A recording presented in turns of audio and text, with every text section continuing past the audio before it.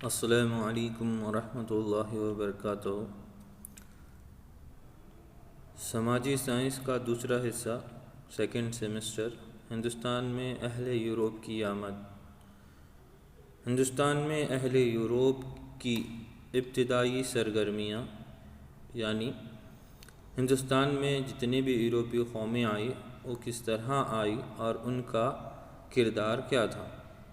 ہندوستان میں یورپ کے ساتھ ہوئے جھگڑے، یعنی ہندوستان میں جب یورپی قوم آئی، جب یہاں پر آنے کے بعد انہوں نے یہاں کے اور یہاں پر رہنے والی حکومتوں کے ساتھ کس طرح کے جھگڑے کیے اور جنگیں کی، اس میں انہوں نے کس طرح فتح حاصل کی، اس کے بارے میں معلومات ہوں گی۔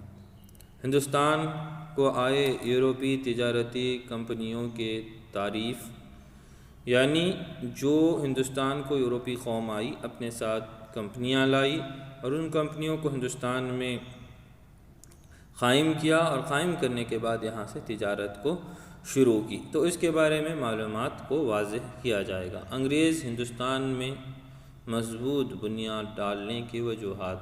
جب ہندوستان میں انگریز آئے تو انہوں نے یہاں کے حالات کو دیکھ کر کس طرح اپنی حکومت کو مضبوط کیا اور کس طرح طویل کیا اور ہندوستان پر کس طرح قابض ہوئے، اس کے بارے میں بتایا جائے گا۔ ہندوستان کے نقشے میں اہل یورپ کی تجارتی مقامات، یعنی ہندوستان کے اندر انگریزوں اور یورپی اقوام کن کن علاقوں میں اپنے قبضے جمائے ہوئے تھے، اس کے بارے میں معلومات واضح ہوگی۔ سب سے پہلے ہم دیکھتے ہیں یورپ میں ہندوستان میں اہل یورپ کی آمد۔ یورپ کی کون کون سی قومیں ہیں جو ہندوستان آئی اور ہندوستان میں اپنی حکومت کی؟ تو سب سے پہلے جب دیکھتے ہیں تو سب سے پہلے پرتگالی، اس کے بعد ڈچ، انگریز، فرانس، یہ چار قومیں ہیں۔ یہ چاروں قومیں ہندوستان آئی، یورپ سے ہندوستان آئی، یعنی دو براعظم، ایک یورپ براعظم اور ایک براعظم ایشیا۔ براعظم ایشیا میں ہندوستان ہے۔ ہندوستان کو یورپ سے آنے والی قوموں میں پرتگال، ڈچ، انگریز اور فرانس ہیں۔ ان میں سب سے پہلے جو ہندوستان کی سرزمین پر اپنا قدم رکھے وہ پرتگالی تھے۔ پرتگالی 1498 سے لے کر 1961 تک اپنی حکومت کی۔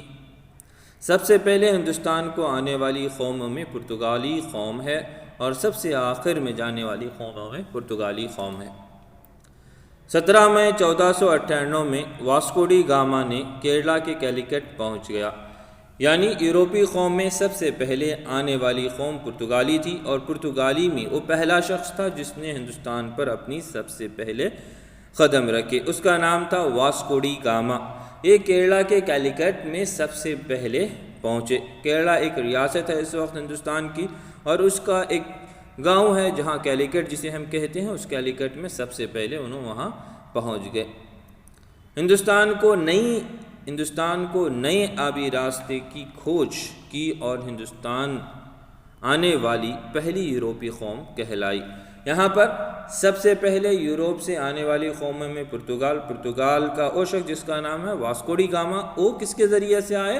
آبی راستوں کے ذریعے سے ہندوستان تشریف لائے۔ عیسائی مذہب کی تبلیغ ان کا بنیادی مقصد تھا۔ جو پرتگالی آئے تھے ان کا مقصد سب سے پہلے تجارت تھا، اور اس کے ساتھ ساتھ ان کا سب سے عین مقصد جو تھا وہ اپنے مذہب کی تبلیغ تھی۔ وہ عیسائی مذہب کے تھے تو وہ اپنے مذہب کی تبلیغ بھی ہندوستان میں شروع کی زور و شوروں سے۔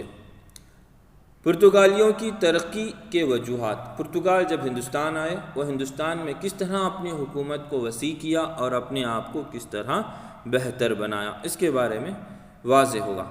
واسکو کیلیکٹ کے راجا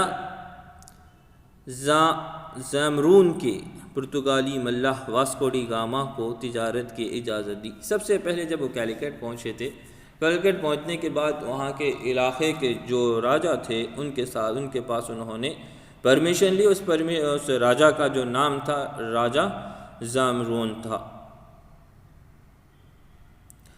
تجارت کی اجازت کی، اور تجارت کی اجازت لینے کے بعد انہوں نے وہاں پر اپنی تجارت شروع کی۔ 1498 میں آنے والی قوم 1509 میں البرقق ہندوستان کا پہلا گورنر بھی بنا، یعنی اس کا مقصد یہ ہے جب 1498 کو ہندوستان آئے تھے، ہندوستان آنے کے بعد یہاں کے راجا سے پرمیشن لینے کے بعد تجارت قائم کی۔ تجارت قائم کرنے کے ساتھ ساتھ انہوں نے اپنی حکومت کی بنیاد بھی ڈالی، اور 1509 میں البرقرق ہندوستان کا پہلا گورنر بنا۔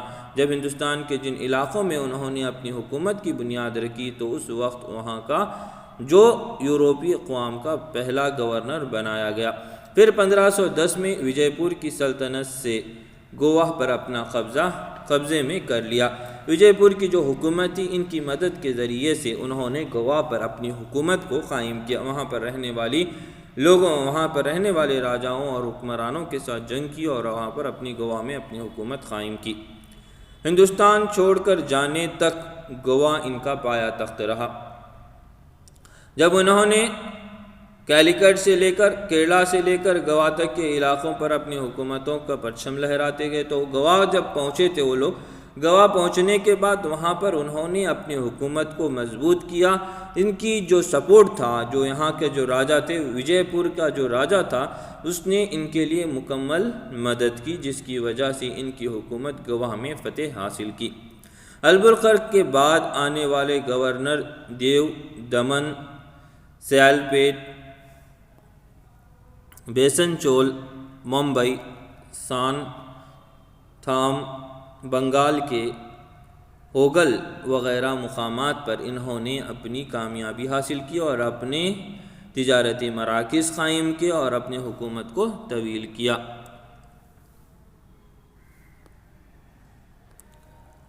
مقام پر اپنی نوآبادیت قائم کی، یعنی اپنی حکومت کو وہاں قائم کیا۔ پرتگالیوں کے زوال کے اسباب کیا ہیں تو اس کے بارے میں واضح کرنا ہے، یعنی سب سے پہلے ان کی حکومت کس طرح طویل ہوئی اور اس کے بعد ان کا زوال کس طرح ہوا۔ یعنی ایک دن انسان کو جو پیدا ہونے کے بعد اس کا ختم ہونا لازمی ہے، اسی طرح یہاں ہم دیکھتے ہیں کہ ماحول میں پرتگالیوں کا جو ہندوستان سب سے پہلے آیا اور سب میں آخر گئے، تو ان کا زوال کس طرح، زوال ہونے کے وجوہات کیا تھے، زوال کس طرح ہوئے۔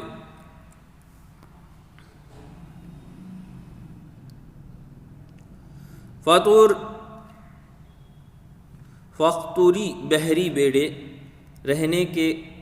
بیڑے کھونے والے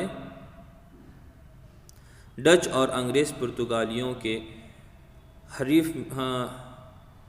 مقابل تھے، یعنی فقطور بحری بیڑے رکھنے والے ڈچ اور انگریز پرتگالیوں کے حریف مقابل تھے، یعنی یہاں پر پرتگالیوں کی جو حکومت تھی، جو ان کا بحری بیڑے تھے، یعنی جو فوج تھی انگریزوں کی فوج کے مقابلے اتنی طاقتور نہیں تھی۔ پرتگالی سرکار کے ملازم رشوت خور ہو گئے تھے، آگے چل کر حکومت بدتر ہو گئی۔ یہاں پر پرتگالی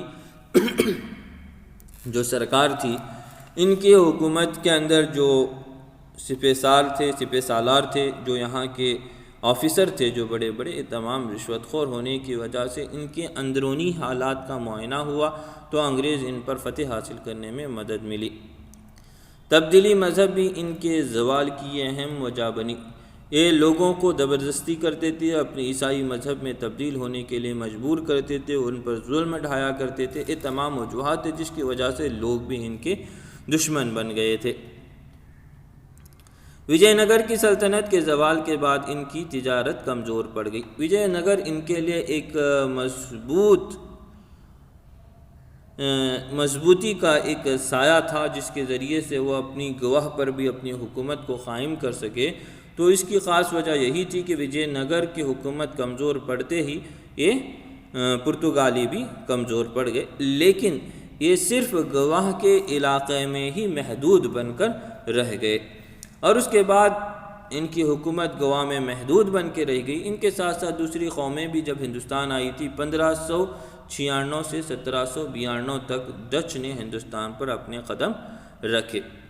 پرتگالیوں کے بعد ہندوستان آنے والی نیدرلینڈ کے ڈچ ہیں۔ یہاں پر پرتگالی قوم کے بعد جو ہندوستان آنے والی نیدرلینڈ کے ڈچ تھے، یعنی پہلے جو آئے وہ پرتگالی تھے، پرتگال کے بعد جب دوسرے نمبر پر ڈچ آئے تھے۔ ڈچ یہ نیدرلینڈ کے رہنے والے